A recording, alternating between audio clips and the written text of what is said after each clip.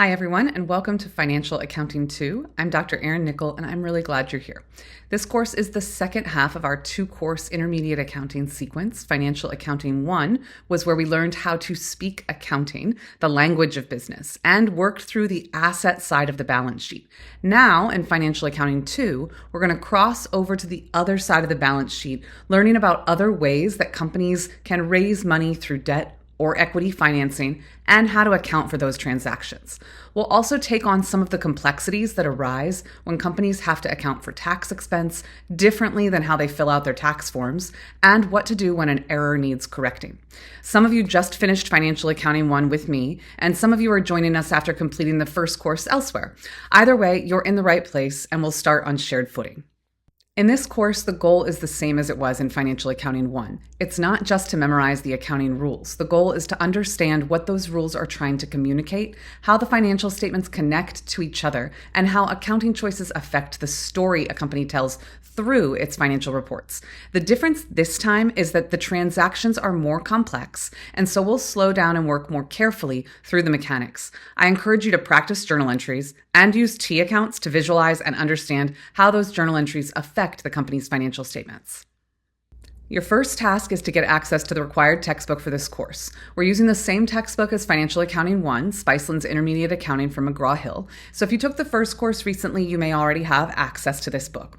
You'll find a link on Canvas for McGraw-Hill that will take you directly to our course section in the McGraw-Hill software for this course in Connect. You'll access all of the lecture material and videos for the course through Canvas, and you'll access the textbook, homework, and weekly quizzes on Connect. You may get to Connect through the links on our course Canvas page or log in directly through the Connect website.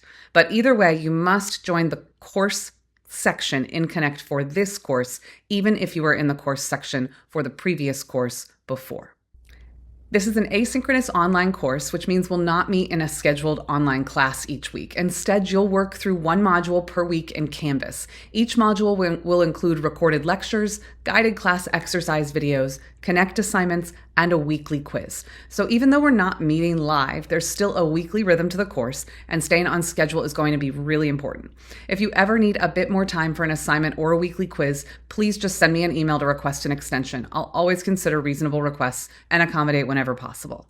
Most weeks, you should expect to watch the lecture videos on Canvas first. Some videos will include guided exercises that'll be useful for completing your homework. Next, you'll complete the graded homework assignment and weekly quiz in Connect.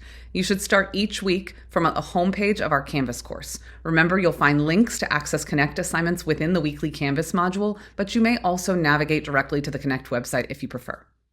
Every Monday, you'll receive an announcement from me via email announcing the topic and learning objectives for the upcoming week. You should visit the Canvas page first thing on Monday in order to plan out your week. Take stock of the number and length of lecture videos, and your graded homework assignment is due by Friday at midnight. Although you're welcome to skip straight to the homework assignment, the lecture videos are there to help prepare you for the homework assignment and give you the practice that you'll need to retain the information and be successful on the quiz. After that, you'll complete the weekly quiz, also in Connect. Weekly quizzes will be available from Friday at 9 a.m. until Monday at 9 p.m. Your grade in the course will be based on homework assignments in Connect, which make up 20% of your grade, and weekly quizzes, which make up 80% of your grade. Homework assignments are open notes, open book. You'll have unlimited attempts and unlimited check my works, which allow you to see if you're on the right track as you work through the problems. Quizzes, on the other hand, are closed notes, closed book, and proctored using Proctorio webcam and screen recording software. You'll only have one attempt and 90 minutes to complete the quiz once you begin, so make sure you review your notes and homework assignments to prepare, and be sure to plan ahead and make sure your technology is ready before you begin. One important note about the first week, because this is the second course in a two-course sequence, and because some of you are joining us directly from the first course, while it may have been some time for others, we're going to combine a brief review of the accounting process with our first topic, current liabilities and contingencies. Whether you just finished Financial Accounting 1 or you completed it in a previous semester, this review gives all of us a chance to get back on the same page with journal entries, adjusting and closing entries, and how the financial statements fit together before the material starts getting more complex. A few pieces of additional advice as we get started. First, do not let the asynchronous format trick you into thinking that this is a self-paced course. It's flexible, but it's not open-ended. You need to check Canvas regularly, keep up with announcements, and work through each module during the week that it's assigned. Second, use the resources that are available to you. Come to office hours, make an appointment with me, use the accounting tutoring resources, and reach out before you're completely stuck. Accounting builds on itself, and the topics in this course are more complex than what you saw in the first half, so small points of confusion can turn into big problems if you ignore them for too long. And third, remember that accounting is a profession built on trust. The financial statements we study in this course matter because people rely on them to make real decisions. So academic integrity matters here, not just because it's a university policy, but because ethical behavior is central to the accounting profession.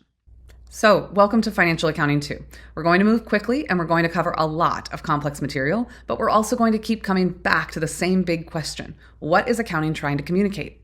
Accounting is the language of business. We account for transactions so that we can communicate about how a business is doing, what it could be doing better, and how it can accomplish those goals. Once you understand what is being communicated and why, the accounting rules start to make a lot more sense.